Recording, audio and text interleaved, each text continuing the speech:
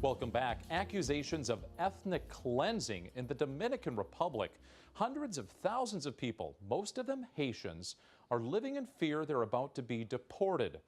A ruling by the Constitutional Court back in 2013 stripped them of Dominican citizenship if they can't prove that one of their parents is Dominican, even if they have spent their entire lives living in the country.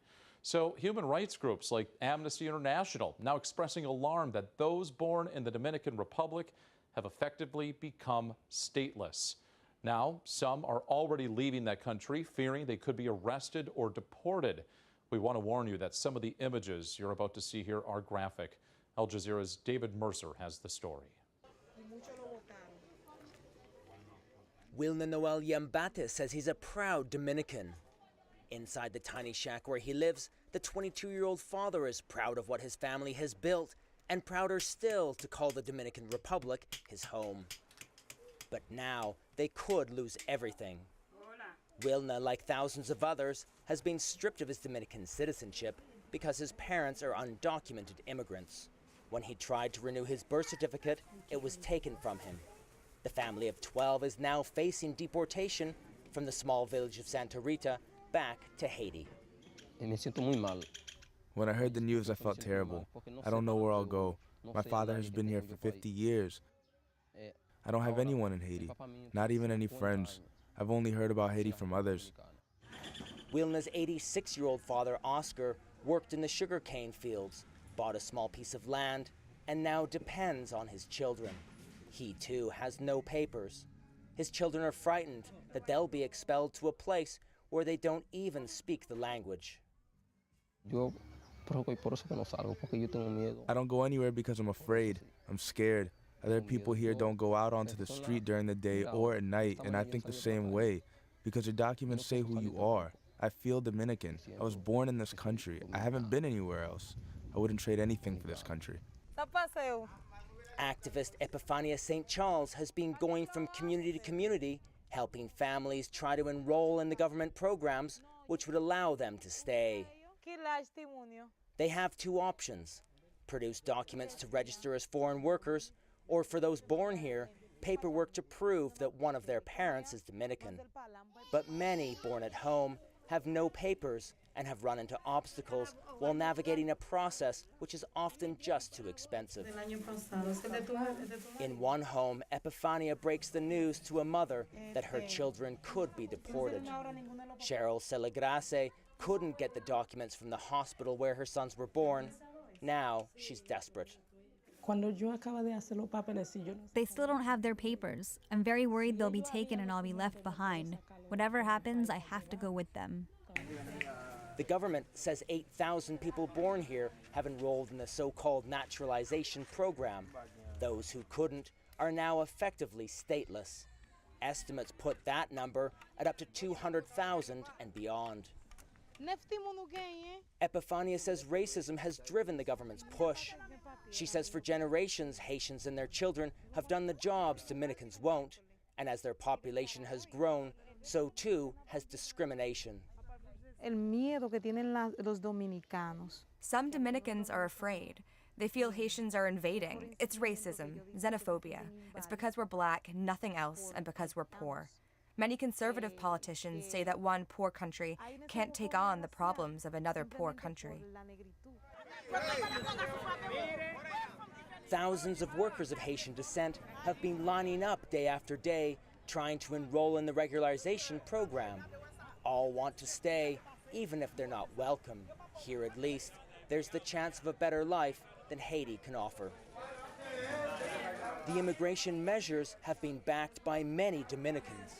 In a nation in which calling someone Haitian is an insult, many hold extreme views about their island neighbors.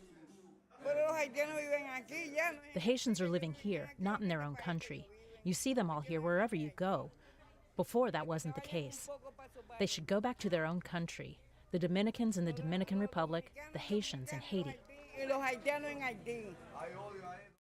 The apparent lynching in February of a Haitian man in Santiago, captured in these amateur photos, which were widely circulated in the Dominican press, were a stark reminder of the tension. Police ruled out racism, but the death came hours after a Haitian flag was burned publicly. The Dominican government rejects criticism from international human rights groups and others. Interior Minister Jose Ramon Fadul says the latest measure isn't a racist witch hunt, but a response to the arrival of massive numbers of foreigners. And he told America Tonight, those born here with a genuine right to stay will meet the requirements. If someone arrives and says they're Dominican, how do I know they're Dominican? How do I know their identity when I don't even know their name? Tell me, should I register them just for telling me this? How? They need to have some kind of document. But political opponents of the deportation plan argue the country's progress is being undermined, as well as the rights of those born here. The fact that so many people are running the risk of being deported is not the only issue. And we're talking about 400,000 people who have failed to register. It's more than that. The country's entire economy has been put in jeopardy. Undocumented Haitian workers flock to the booming construction industry, despite wages as low as $6 a day. They often sleep where they work and club together to buy food.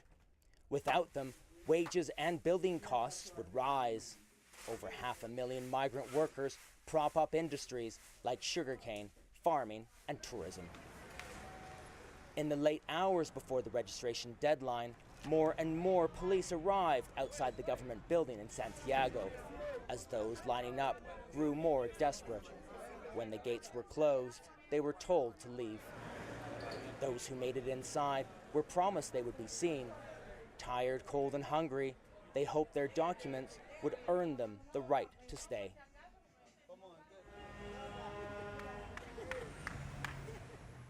On the streets of the capital since the deadline passed, fewer Haitians have been seen. Some spoke of how many had gone into hiding, afraid they'll be among the first to be deported.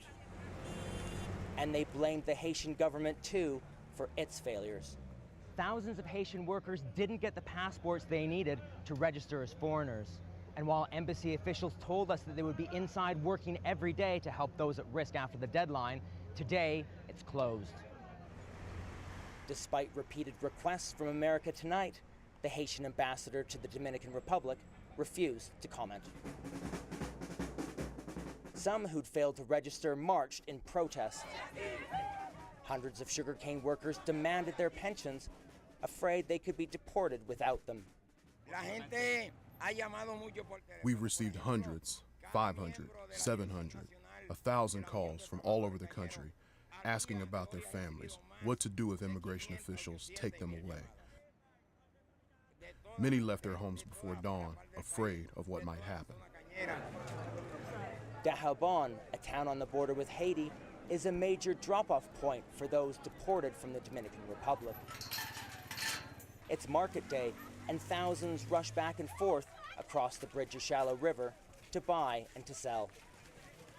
In the chaos, we meet one man who said he and 40 others were brought to the border 6 days before the deadline and left there. Eleazar says he was arrested despite registering as a foreign worker. His family is in the Dominican Republic. I talked to immigration officials and they said they can't do anything. There's nothing they can do. But they have to. I've been deported. Over the border in Haiti, the government says plans are in place to receive tens of thousands of deportees. Some have already begun arriving voluntarily. Many already live in poverty and have little access to basic services. Deportees will join 80,000 people still displaced after the earthquake in 2010. A 15-minute drive from the border, Milka is one who fled out of fear. 5 years ago, she left Haiti for a better life in the Dominican Republic. But as the physical and verbal abuse of Haitians got steadily worse, fear for her daughter's safety drove her back across the border one day before the deadline. She left her husband and her father behind. I feel very bad, because I can't do anything to help my daughter get better. Since coming, my daughter's health has gotten worse, and now we have no money and we can't do anything. Milka has no idea when she will see her husband or her father again. Her family is in limbo, along with hundreds of thousands of others, with no real place to call home. David Mercer, Al Jazeera, on the island of Hispaniola. We could certainly take this away from all of our reports on this issue tonight. There are just so many children across the world that are in need of a better future. That's it for us here at America Tonight. Tell us what you think at aljazeera.com/America Tonight. You can also talk to us on Twitter or our Facebook page.